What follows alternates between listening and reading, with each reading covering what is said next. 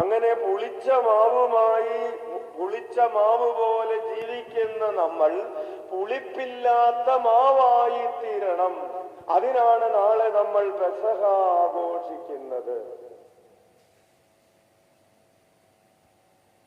Hallelujah, hallelujah.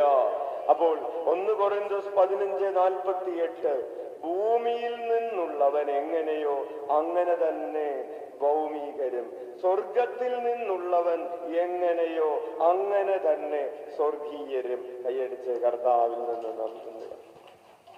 സ്വർഗീയത്തിൽ നിന്നുള്ളവന്റെ പേരെന്താണ്? ഈശോ എന്നാണ്. നമ്മൾ സ്വർഗീയരായ മനുഷ്യരാണോ എന്നറിയാൻ എന്ത് പരിശോധിച്ചാൽ മതി? ശ്രദ്ധിക്കും.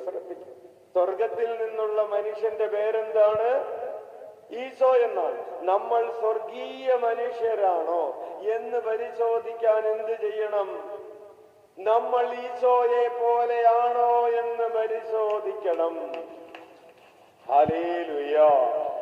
അല്ലെങ്കിൽ മറ്റൊരു വാക്കിൽ, നമ്മൾ ഈശോയെ പോലെ ആകുമ്പോഴാണ് നമ്മൾ സ്വർഗീയരായി മാറുന്നത്. ഉച്ചത്തിൽ വിളിക്കാം, ഈശോയേ.